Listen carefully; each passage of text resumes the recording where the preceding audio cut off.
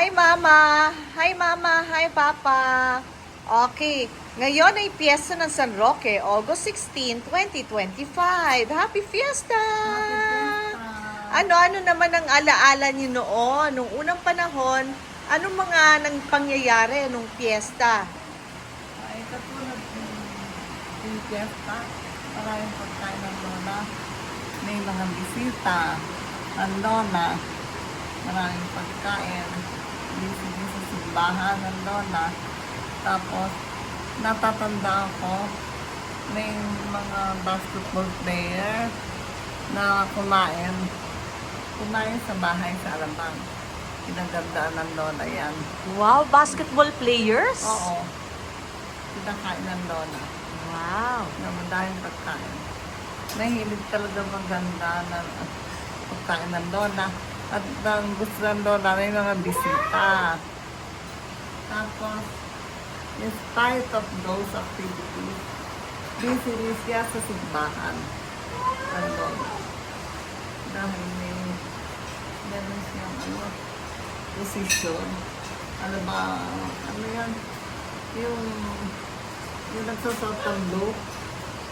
CWL. O CWL ang lola. Kanya, napakasipag ng lola, mabilis kumilos. Yun ang naalala ko. Excited pag maraming bisita. Yun ang naalala ko. Yay! Maraming pagkain. Yay! Kayo naman Papa, anong mga alaala nyo pag piyesta ng San Roque? Fiesta ng San Roque. Iyon ang mga panahon na ako nanliligaw kay Peli. Wow! Ako'y taga-Tondo. Oh, Ngayon, Tondo man. pupunta ako sa Alabang. Fiesta. Pero ako ay nanzunuyo sa kanilang pamilya. Nanunuyo ako. Minsan nandun sila sa sementeryo. Nandun rin ako sa sementeryo. Together with Eddie. Nanliligaw kay Nelly. Nandun kami. Hanggang sa pagdating ng gabi. Wala namang sasakyan. Takbo na kami sa sasakyan para makauwi sa Manila. Ang yun mga alaala ko na maganda sa probinsya. Maganda sa probinsya, ito Alabang. Kaya, Ayaw niya kasi uya niyo! Wala pa patangka. sabi ko, sana maging taga rito na ako sapagkat ako yung lililigo kay Penny. Ah! Sana matuloy kami. Ay! Ay! Ay, gusto naman ako ni Penny. Ay, nako. O, ano pang mga magagandang alaala nung piyesta? Yun, ang fiesta, pupunta ako sa Alabang. At maraming pagkain ng inay niya. Merong tsokolating malagkit. Oh, Mga suman. wow! Oo, mga kung ano-ano pa. Kaya Wow! sabi ko, swerte naman ito. Mga chocolate. Oo, Ang swerte. ganon. Wow! Kaya lang, ang napansin ko, wala na siyang ama. Noong Second World War, para namatay ang kanyang tatay.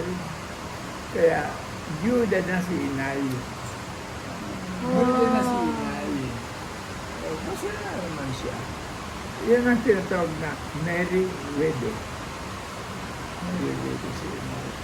Pero mayroon naman siyang taga-suyo. Ang pangalan si Kaadyon. Ah, Yan ang kanyang talaga? taga-suyo ng panahon na yun. Pero Okay. hindi pa sila katuloy.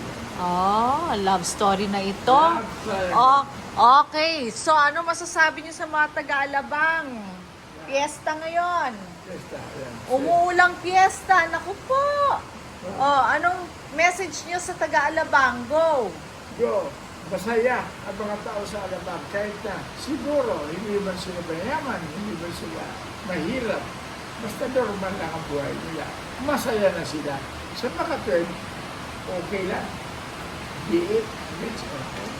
Okay lang sa kanila. Para Thanksgiving, pag fiesta, masasalamat po sa Roque. Tayo may buhay, na ano, walang sakit, Kanya tayo naghanda. Magpapasalamat tayo sa kanya. Yan. Siya ang tagay na ganang nagkakasakit eh. Kanya na tiga na bang mananakas ang katawan. Yan, Super Roque. Alright, happy fiesta, Alabang! Happy Fiesta, Alabang! Kaya nga pala, bakit Alabang ang pangalan? Abang. Ano masasabi mo? Bakit Alabang ang pangalan? Bakit nga Ano ba? masasabi? Sapagat ito raw abagan ng mga biyahero. Alabang. Alabang. Alang?